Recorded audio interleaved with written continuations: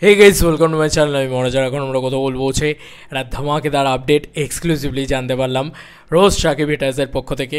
তাদের পক্ষ থেকেই দেওয়া হয়েছে, 3 মিনিট আগে তারা পোস্টটা করেছে। সেটা হচ্ছে আমাদের কলকাতার নায়িকা Madhumita Sarkar. Yes, Madhumita Sarkar not a popular নায়িকা, বাট মধুমিতা সরকার আমাদের কলকাতার নায়িকা, এইটুকু আমরা বলতে পারি।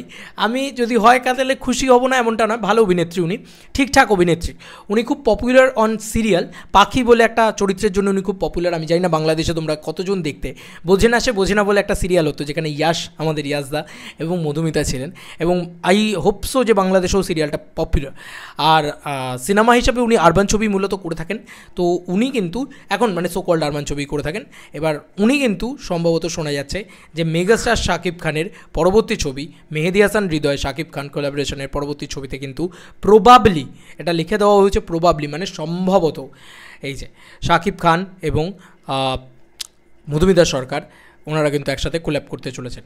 এটা মধুমিতা সরকারের জন্য অনেক বড় একটা অপরচুনিটি, এবং মধুমিতা সরকারের জন্য এটা একটা বিরাট বড় পাওনা। আমার মনে হয় যে মধুমিতা সরকার এটার জন্য মানে পাগলা হয়ে যাওয়া উচিত, পাগলা খুশি হয়ে যাওয়া উচিত আমার মনে হয়। কারণ উনি মেগাস্টার শাকিব খানের সাথে কাজ করতে পারছেন। মধুমিতা সরকার কি দেবদাজিৎদার সাথে কাজ করেছেন আমার মনে পড়ছে না, তো না মনে হয় সম্ভবত, মানে দেবদার সাথেও দেখেছি বলে তো মনে পড়ছে না। না, তো ওনার কাছে এটা মানে সোনা পাওয়ার মতন হবে, হিরে পাওয়ার মতন হওয়া উচিত অ্যাকচুয়ালিতে। মেহেদী হাসান হৃদয়ের পরবর্তী প্রজেক্টে মেগাস্টার শাকিব খানের সাথে দেখা যেতে পারে ওপার বাংলার মধুমিতা সরকারকে। এটা বাংলাদেশ কীভাবে দেখছে সেটার উপরে ডিপেন্ড করছে। মধুমিতা সরকার অভিনেত্রী হিসেবে হয়তো ঠিকঠাক খুব ভালো, তাও আমি বলবো না, তবে আমার মনে হয় এর থেকে অনেক, কলকাতা থেকেই যদি নিতে হয় তাহলে এর থেকে অনেক অনেক বেটার চয়েস রয়েছে। মধুমিতা সরকার দেখো, ফাইনালি তো নয়, প্রবাবলি লেখা হয়েছে, আমি ইংরেজিটাও পড়ে দিচ্ছি একবার, যেটা লেখা হয়েছে যে megastar Shakib Khan, probably megastar Shakib Khan might be seen along Kolkata actress Madhumita Sarkar in Mehedi Hasan Hridoy's project, মানে পরবর্তী সিনেমা তাদের যে ছবিটা।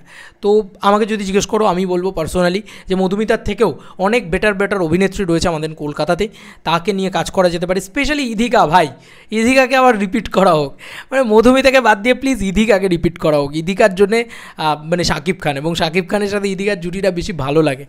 তো আমাকে যদি জিজ্ঞেস করো পার্সোনালি, নতুনদের ভিতরে ইধিকা, পুরনোদের ভিতরে শ্রাবন্তী, আমার খুব খুব খুব চাওয়া যে শ্রাবন্তী হলে খুব ভালো হয়।